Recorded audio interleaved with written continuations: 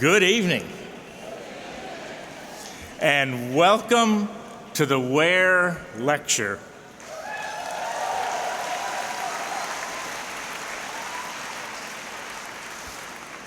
The Ware Lecture is our most distinguished lecture of General Assembly. Since 1922, we have welcomed notable people to share their insights and to challenge us. People such as Howard Thurman, Linus Pauling, Shirley Chisholm, and Sister Simone Campbell. Tonight we continue this tradition with our Ware lecturer, the Reverend Dr. Cornel West.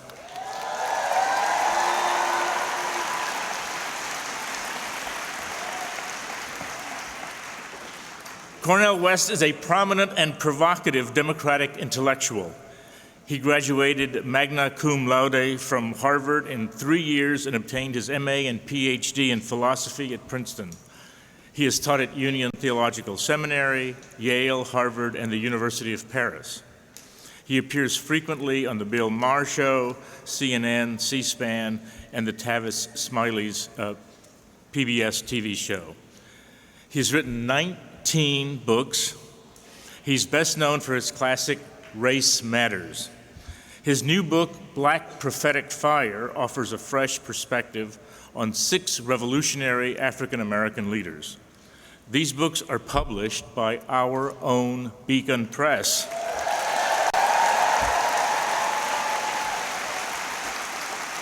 And I recently learned that he's, as far as we know, the only Beacon author ever to interrupt a book tour to get arrested.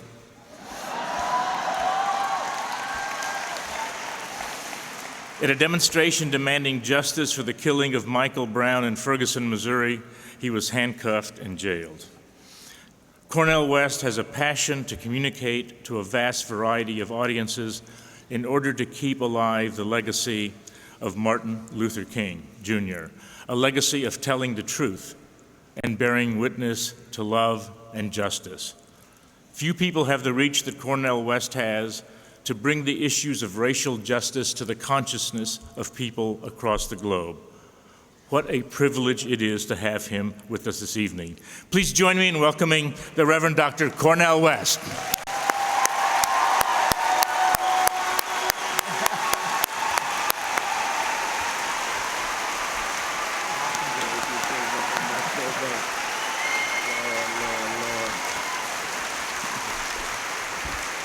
What a blessing for me to be here at the UUA. My God, there is a sweet spirit in this place. Yes, it is. I want to salute the musicians. I come from a tradition that says the Spirit will not descend without song. Give it up for the musicians.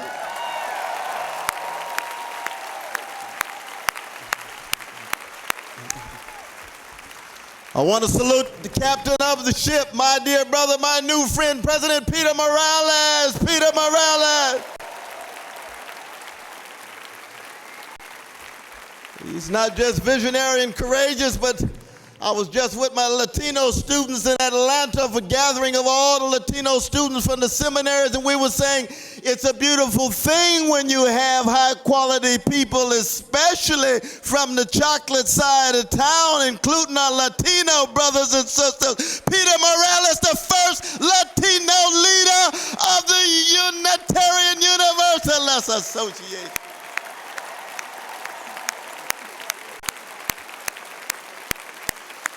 And I salute his wonderful, wonderful companion and wife, Sister Phyllis. Sly Stone says it's a family affair. And anytime you talk about leadership, you are talking about family. I was blessed to just meet your visionary leader from just a few years ago, my dear brother Bill Sinkford. Bill Sinkford's in the house. Thank you so much for your witness. Thank you so much for your work. God bless your family. God bless your loved ones. Absolutely. And I just heard My dear brother William Schultz engaged in such a high quality conversation with a spiritual giant, a moral titan, namely John Lewis. Let's give it up for all of them. What a magnificent gathering you Unitarian Universalists have brought to Portland. All right, yeah.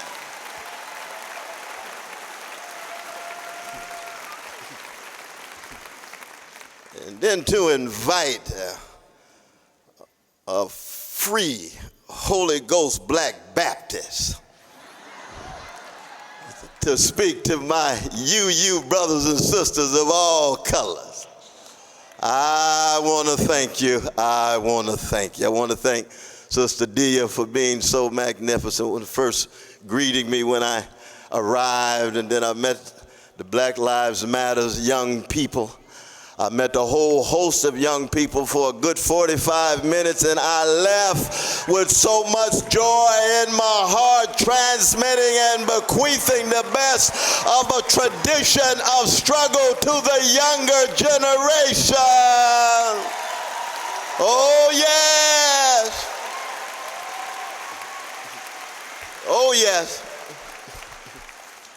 And I want to come to you in all of the sincerity that I can muster and say to you unequivocally that I am who I am because somebody loved me, somebody cared for me, somebody attended to me, and anywhere I go, in any stand I take, I will never forget those who came before, who gave so much, who sacrificed so much so that a young black brother could try to stay on the straight and narrow in America.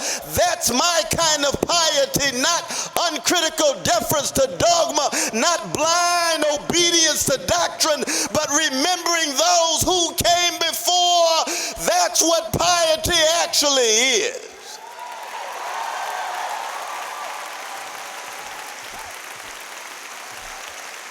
The highest honor I shall ever receive in life, beyond all that Harvard and Yale and Princeton could offer me, is to be the second son of the late Clifton and the present Irene B. West, and to be the brother of Clifton and Cynthia and Cheryl, and to be a cracked vessel produced by a Shiloh Baptist church on the chocolate side of Sacramento, California. Oh, yes. And as we were reminded with such eloquence just a few minutes ago from our dear brother John Lewis, product of his own parents, Willie Mae Lewis and Eddie Lewis, and product of that black church in Gut Bucket, Jim Crow, Alabama, in Pike County, right outside of Troy, Alabama, that in fact, any serious talk about struggle for freedom and struggle for justice has to radically call into question any conception of ourselves being self-made. We didn't give birth to ourselves. We didn't learn the language on our own. Somebody had to inject some love inside of us. Somebody had to try to make sure that we were open enough that we could grow and develop and mature. And yes, it is true. By the time I was able and blessed to go to Harvard and Yale and Princeton, they were magnificent supplements with wonderful teachers. The Richard Rortys and the Stanley Cavells and the Israel Schefflers and Sheldon Wohlers and Walter Kaufmans and Martha Nussbaums and John Rawls and Hillary Putnams and on and on and on. Indeed, yes. But let us be clear that we begin with a critical self-inventory. Who are we and what kind of human beings will we choose to be in our short move from our mama's womb to tomb? That's the fundamental question. And what I love about the Ware lecture is that Henry Ware Sr. and Henry Ware Jr. is wrestling with that fundamental question of what does it mean to be human? We know Henry Ware Jr. was the mentor to the greatest man of letters ever produced in the history of this country. His name was Ralph Waldo Emerson. Give it up for Brother Ralph. Give it up for Brother Ralph.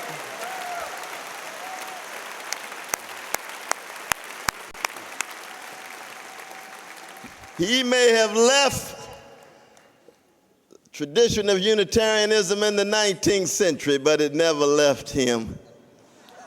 It's like being a Catholic. Even when you're a lapsed Catholic like James Joyce, you still a Catholic. It leaves that UU mark on ya.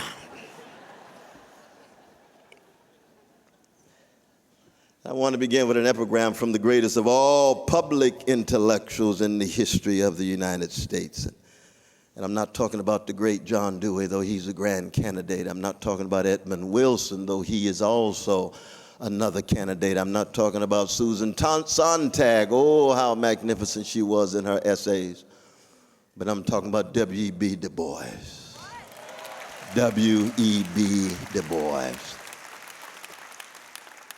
And in 1957, at the age of 89 years old, he decides to write love letters to the younger generation. It's almost as if he knew that there would be another wave of marvelous new moral and spiritual militancy among a younger generation who are hungry and thirsty, something beyond the superficial culture of spectacle. W.E.B. Du Bois, 6 years. He's emerged from a court, handcuffs, working with the Peace Information Center, charged by the U.S. government of working for the Soviet Union. They found no evidence, but at 83 years, he is already living roughly under house arrest at 31 Grace Court in Brooklyn Heights, in the greatest borough in the world, Brooklyn.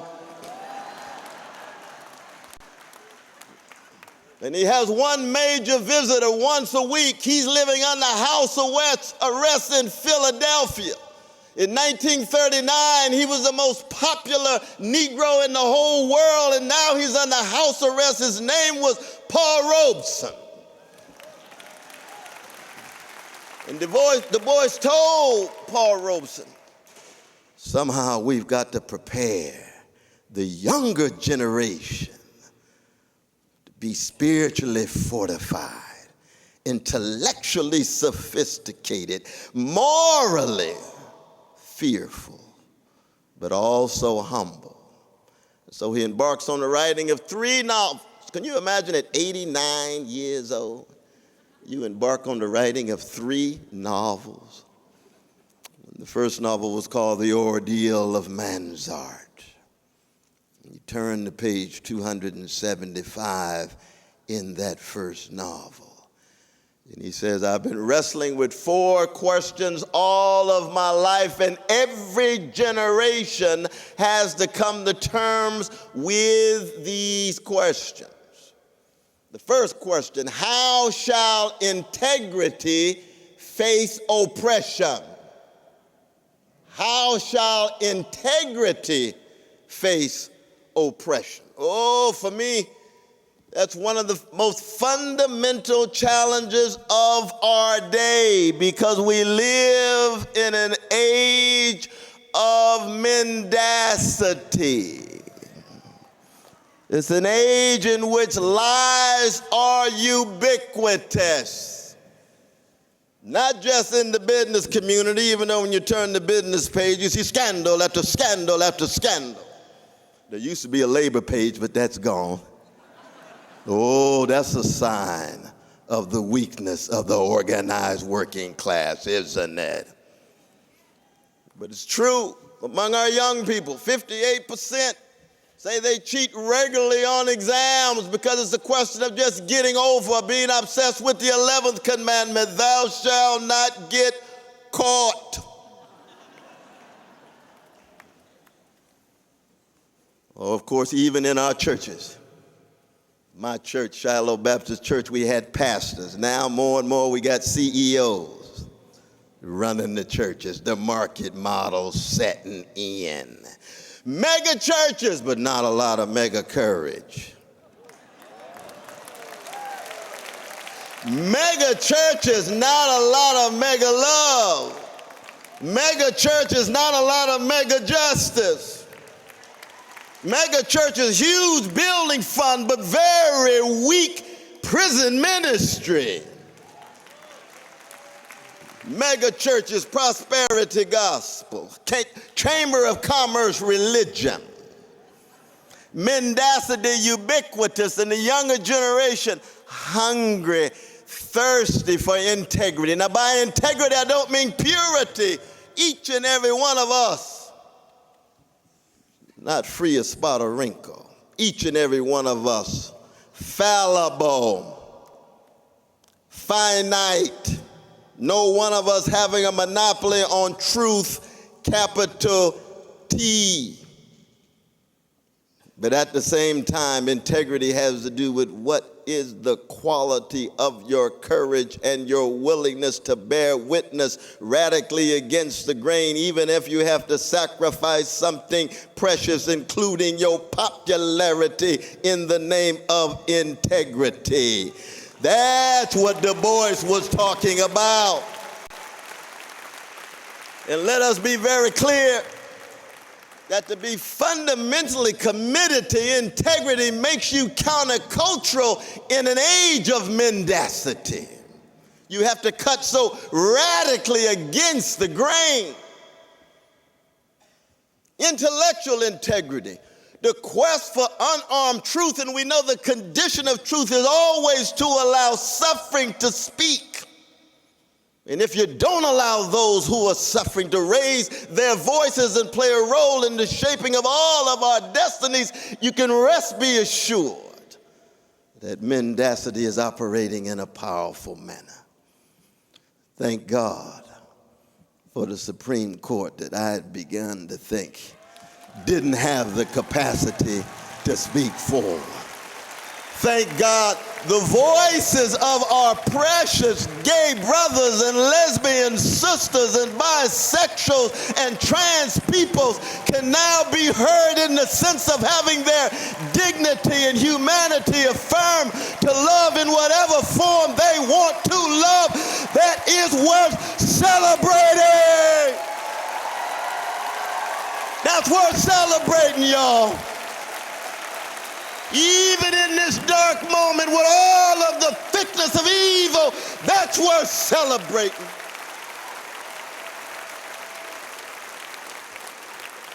Thank God for our courageous politicians, the slice that we discern.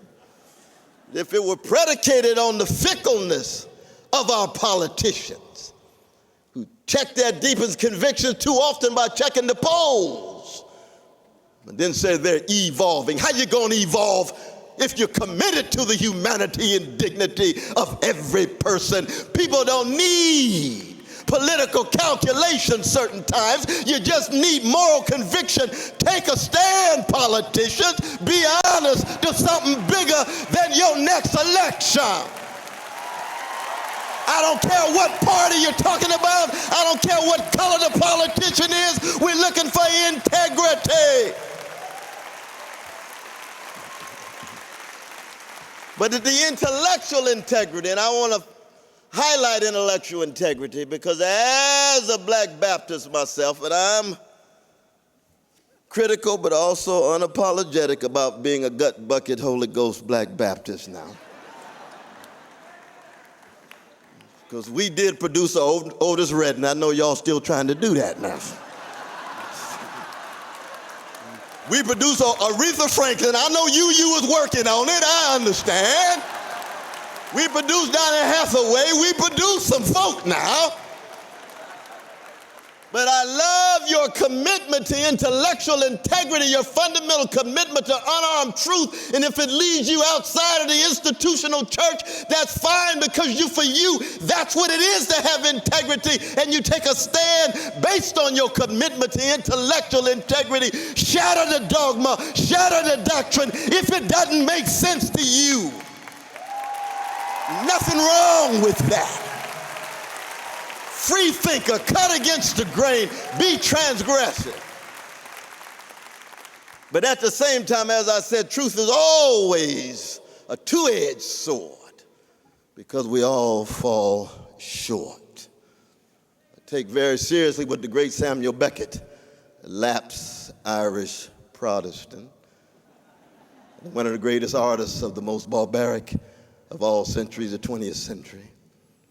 He said, try again, fail better. Try again, fail better. That's what he says in the worst word, always last piece of prose fiction. And that's a reminder of our own deep humanity. It's a reminder of what it is to be tied to the earth. But it's the aspiration that I'm talking about. What Du Bois wanted the younger generation to understand, what Du Bois wanted to see in the Black freedom movement, what he wanted to see in the women's movement, wanted to see in the workers' movement, what he wanted to see in the movement of our precious disabled brothers and sisters, what he wanted to see in the anti-imperial movement, keeping track of empires, what he wanted to see in the immigration movement, keeping track of those folk who want to return to what used to be their land, Mexicans coming back to what used to be Mexico, Texas, California, Arizona, New Mexico. He wants to say, I want to keep track of the integrity, beginning with the intellectual integrity. Who is willing to tell the truth, good and bad, up and down, insights as well as blindnesses of ourselves first, then our communities, then our nation, then our world.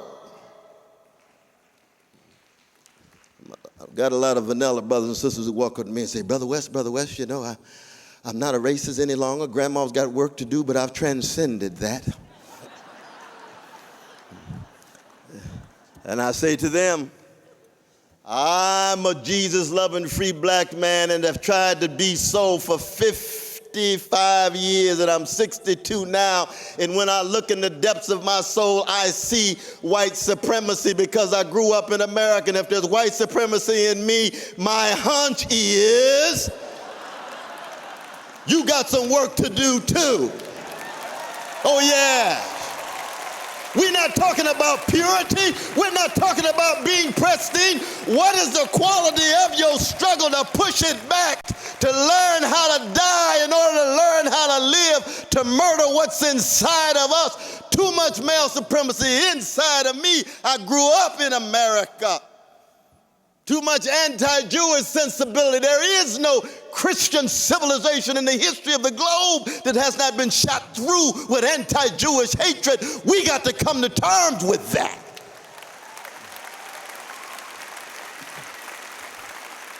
Anti-Muslim, anti-Arab hatred shot through. And then this notion I abhor, that somehow an American life has more value than a life in other parts of the world. Oh my God.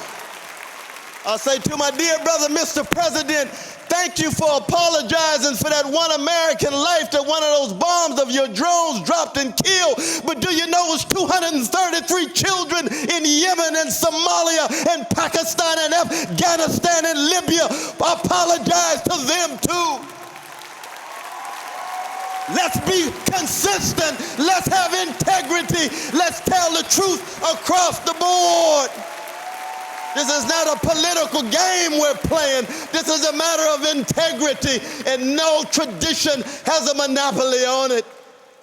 Be it Christian, Judaic, Buddhist, agnostic, atheistic, neo-pagan, postmodern pagan, or pre-modern pagan. But this is precisely the ways in which we can create a dynamic common ground. That's what the great Du Bois, with tears in his eyes, was trying to transmit to the younger generation. And of course, the night he died, John Lewis, and Mahalia Jackson, and Walter Reuther, and so many others, including our dear brother Martin, told America about a dream that they had. He could see the aspiration to integrity, intellectual integrity, truth telling, but also spiritual integrity. And that's my tradition. I know you all have your own very rich traditions. I just want to be personal tonight, because I come from a black people for 400 years terrorized, traumatized, stigmatized, but the best of our tradition is what? Generating the love supreme of a John Coltrane, the love ethic of a Martin Luther King Jr., the love sensibility of a Frederick Douglass and a Ida B. Wells Barnett, and in the music of a Stevie Wonder. What is it about these people that in the face of being terrorized, they continually dish out the love? That's partly what Charleston is all about. Those folk don't come from the sky. They come out of a tradition fundamentally committed to love in the end, no matter what the situation is. Oh yeah. I tell my fellow Americans, when you see Negroes, you ought to give them a standing ovation. Thank you for Martin King. Thank you for John Coltrane. Thank you for Aretha Franklin. Thank you for A. Philip Randolph. They don't fall from the sky. They hone it out. They work it out. John Lewis doesn't come from the sky. And it's the leaven in the loaf. Because if black people had attempted to terrorize terroristic white brothers and sisters in the same way they were terrorized, there'd have been a civil war every generation. We wouldn't have an American democracy. There'd be civil strife so pervasive, there'd be terrorist cells in every chocolate neighborhood. None of us would be able to even talk about American democracy. And it doesn't mean that we black people have a monopoly on truth or goodness. And we certainly don't have a monopoly on beauty. Just look at me. That's all right. We're talking about human beings who choose, who have the courage to aspire to integrity. And we're living in a moment in which integrity had so thoroughly declined and decayed that it looked as if the very raw stuff that's necessary for social motion and social momentum and social movement was gone, because it doesn't make any difference how correct your analysis is or how sophisticated your view of the world is. If you lack integrity, the movement itself still is sounding brass and tinkling cymbal. It's empty.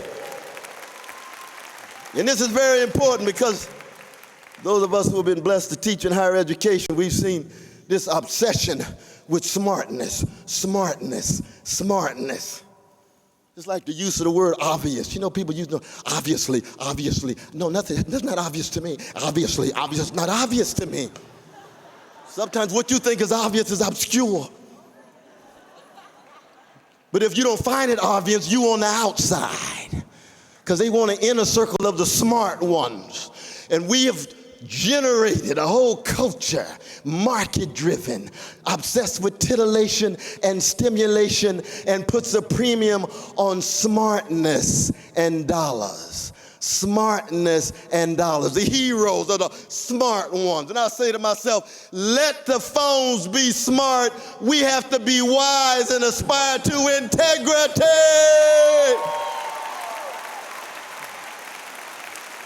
There were a whole lot of smart Nazis. There's a whole lot of smart white supremacists, a whole lot of smart male supremacists, a lot of smart homophobes, a whole lot of smart imperialists. We're looking for something more than smartness. And I'm not promoting stupidity. I'm talking about wisdom, courage. That's what Du Bois had in mind. And one of the messages, I know Brother Sekou, Reverend Sekou is here somewhere. I don't know where he is, though. I know he's here. But I want to salute him because he spent so much magnificent time. Where is Brother Sekou? Where is he? There he is, right by the wall. There he is.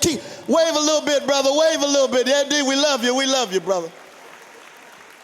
His brother been arrested so many times, it reminds me of Stokely Carmichael and John Lewis and Martin King.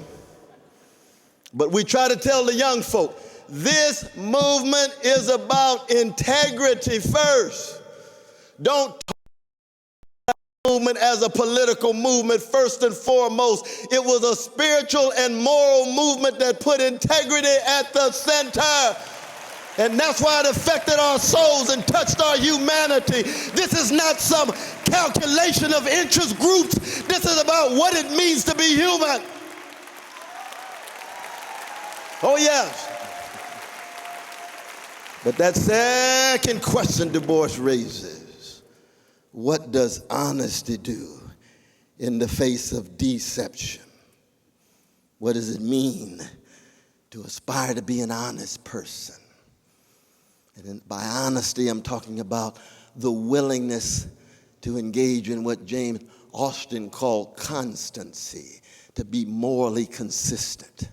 So when you do have righteous indignation and holy anger and moral outrage, it has as much to do with the ecological catastrophe, which is as evil as the moral catastrophe of white supremacy or male supremacy or wealth inequality, or the economic catastrophe of wealth inequality, 1% of the population owning 42% of the wealth and 22% of America's precious children of all colors living in poverty in the richest nation of the world. That's a moral abomination. That's spiritually obscene. Obscene. But the same moral outrage ought to be connected as well to the homophobia, the anti-Jewish hatred, anti-Arab, anti-Muslim hatred. We have got to be consistent across the board. We can't be honest within our own little silos and then draw walls and think that somehow the moral and spiritual energy does not overflow. What America needs is a coalescing of the moral outrage, ensuring that it's filtered through love and through justice and through truth, but it is militant precisely because it requires those who have been walking around with their backs humped over to straighten up and take a stand. And Brother Martin used to say, what anytime, every day people straighten their backs up, they're going somewhere, because folk can't ride your back unless it's bent. Straighten that out. And what does that mean? It reminds me of the black man who was always in the front of the rally of the great Marcus Garvey, who hated white supremacy. He didn't hate white brothers and sisters, he hated white supremacy. But he always had a black person with a banner that said, the Negro is not afraid. Even if he was shaking, the Negro is not afraid. Almost like Kanye West when he talked about George Bush. George Bush doesn't care about black people. You see, Brother Kanye, not my cousin, but I thought your flow was better than that. No, the Negro was afraid. All of us are afraid about our careers, about being unpopular, not being accepted by the mainstream. Some of us will be engaged, have to wrestle with character assassination. There always must be a few who are willing to die based on the love of the people you're willing to fight for, given what you're up against. Now, martyrdom is not normative for the movement. Everybody can't die, but you got to have a slice of folk who are willing to in their truth-telling. And when you have that, then with the integrity and the honesty, it's a new day. And what is happening in Ferguson, what is happening in Staten Island, what is happening in Baltimore, what is happening in Charleston is that people who have been afraid for so long, been sleepwalking for so long. And I don't need to remind my you brothers and sisters of the great Henry David Thoreau. When he went off to Walden Pond, what did he say? I want to do something to wake up my neighbors from their sleepwalking. Just like Gamble and Huff with the song sung by the musicians. What are the conditions under which folk Straighten their backs up. No longer afraid. What are you doing, Martin? Martin says what? Cowardice is more evil than violence, and I'm a pacifist. Think about that. Gandhi said the same thing in his essay on the swords. Cowardice is more evil than violence, and I'm an absolute pacifist, Gandhi says. The fear, the sense of being intimidated. And of course, the history of black folk is precisely that, to try to niggerize all black people, to make sure that we so fearful and are scared and intimidated that we defer to the powers that be, and then we believe we're less beautiful and less intelligent and less moral. And when you shatter that, white supremacist lie. Same is true with the male supremacist lie. All sisters of all colors, you know that man sitting next to you has a brain that works much better than yours. What a lie. Get away from that intimidation. Get away from that fear. That brother got the same potential and possibility relative to his capacity that you do. Don't believe that lie. Shatter the fear. Shatter the sense of being afraid. Straighten up. But keep the love at the center of it. Honesty, third query. What does decency do in the face of insult? And these sound like pretty basic notions. Integrity, honesty, decency. I think we need a spiritual and moral awakening and renaissance around integrity, honesty, and decency. Cuts across color, sexual orientation, gender, nation. It's something that people are hungry for, given the fact that we're living in the most commodified, marketized, and commercialized culture in the history of the world. And the market has never been fundamentally about integrity.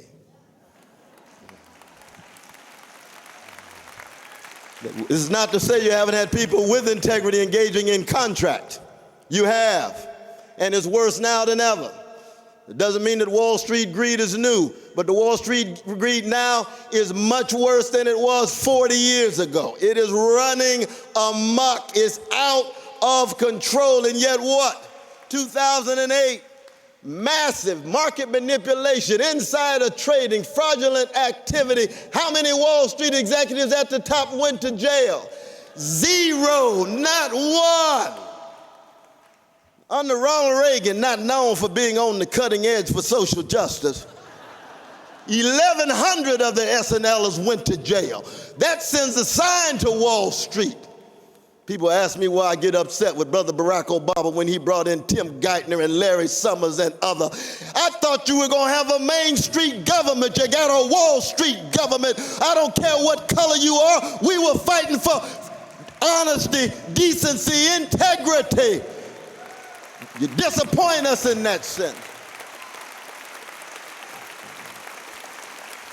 1% of the population in the last 6 years got 98% of the income growth at the very moment in which these decrepit school systems in inner city generating so much soul murder every week, every month, every year with levels of literacy and no access to arts programs. And we wonder why they don't have bands like Count Basie or Duke Ellington or James Brown or Lakeside or Sly Stone. They can't play the instruments because they don't have the instruments. We wonder why they can make $1 million and sometimes not even sing in tune because they don't have a pitch teacher, and Carmen McRae and Nat King Cole turn over in their graves because they wanted to get it right when they sang a song. That's honesty. That's decency. And it gets even deeper than that, because you see, I grew up Old school. Now, some of y'all might remember the dramatics and the delphonics and the whispers and main ingredients and the emotions and the Jones Girls and the Marvelettes and the Temptations. These were folk who were so disciplined in the cultivation of lifting their voices that they could do it by bouncing off against other voices, so that they had a tenderness and a sweetness and a gentleness that touched our souls even as we were involved in struggle. What groups do you see among the magnificent young generation these days singing together like the Whispers? That's right, that's one. What bands do you see other than the Roots on television? Because it's all so individualistic and isolated with just that one person behind the microphone running his or her voice. Some of them are lyrical geniuses. No, Kanye is, and so is Jay-Z. No doubt, and Beyonce is the greatest entertainer of her generation. But everybody knows Beyonce ain't no Aretha.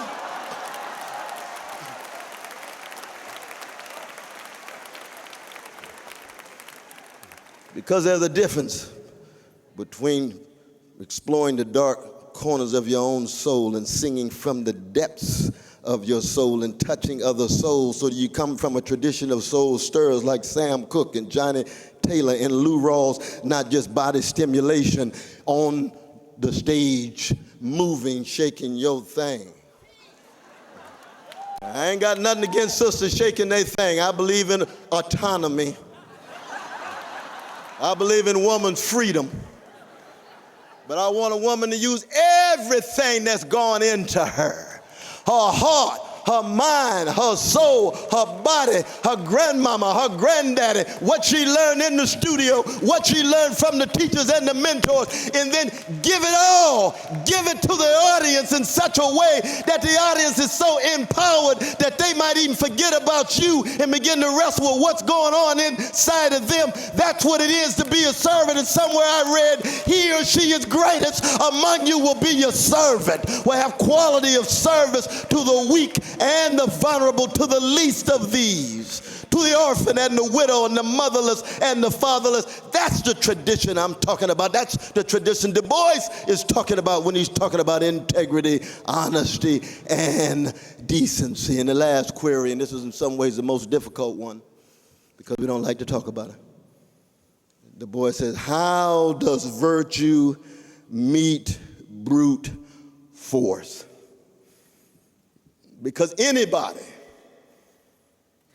who has the audacity to be fundamentally committed to integrity, honesty, and decency may sooner or later have to come to terms with brute force, with repression, with the FBI, with the CIA, and a variety of different forces that will try to silence you, that will try to make you so afraid, or to make you a sellout, to sell your soul for a mess of pottage because they think that the new wave of young folk might begin to be a serious challenge to the status quo.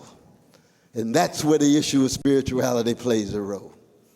And again, in many ways, I fall back on my own tradition. Death, where is thy sting? Grave, where is thy victory? There must be those who are willing to look the brute force in the face. Oscar Lopez Rivera in jail. Mumi Abu-Jamal in jail. Sundiata in jail. Sada Shakur in Cuba. Look the brute force in the face. Had to come to terms with the killing of Medgar, Malcolm, and Martin. Had to come to terms with the vicious murders of Bobby Hutton in Oakland and Fred Hampton in Chicago. Yes, that is the cost oftentimes. So what, in the language of Miles Davis? So what? Is that all you got to offer, powers that be? We have a love so deep. We have a commitment to justice. Since justice is what love looks like in public, just like tenderness is what love feels like in private. We've got a commitment to a cause. Some of us call it the beloved community. Some of us call it radical democracy. Some of us call it the best of America. Some of us call it the best of the world house. Whatever your language is, just make sure you put that integrity, honesty, decency, and virtue at the center of it, and you are spiritually and morally prepared to be able to go hand in hand with the new waves that are trying to transform an America that is so now diseased by increasing wealth inequality, so diseased by vicious legacies of white supremacy and male supremacy, and even given the Supreme Court, let us remind our precious gay brothers and lesbian sisters and bisexuals and transgender, homophobia is still very much alive, even after the marriage. Even after the marriage, which means the struggle goes on, which means in the end, and I'll close on a blue note, in the end, if we're serious about that fourfold quest, if we're serious about the analysis from ecological catastrophe all the way across the moral and spiritual and political and economic catastrophes, that we're going to have to choose to be a blues people. Which means that America either learns something from the blues people in your midst, or you're going to lose your democracy. Because terrorism and trauma and stigma is not new for some of us. Catastrophe is not new. There has never been a Negro problem in America. There has been catastrophes visited on black people. Don't reduce the catastrophic to the problematic. There's never been a woman's problem. Catastrophe has been visited on women. There's never been an indigenous people's problem. Catastrophes visited on indigenous peoples. There's never been a gay problem and a lesbian problem. Catastrophes have been visited on gays and lesbians. There's never been a disability problem. Catastrophe visited on. That's the blues perspective. That's the blues perspective. And we just lost the king of the blues, B.B. King, and what did he say? Nobody loves me but my mama, and she might be jiving too. That's the blues. But B.B. King says, in the face of the blues, I'm still aspiring to integrity, honesty, decency, and virtue, with a little help from Lucille, with a style and a smile that is unreplaceable and irreversible. America, do we have what it takes? Always an open question. It could be we just experienced the decline of an empire that goes the same way of Rome. Depends on what we do. But one thing that puts a smile on my face is that when I come and see my brothers and sisters from UU and feel the authenticity of your spirit. I know you're not saviors or messiahs, but I have a feeling deep inside of me, going all the way down to the bowels of my existence, that we have got folk in this room who are willing to go down swinging like Ella Fitzgerald and Muhammad Ali.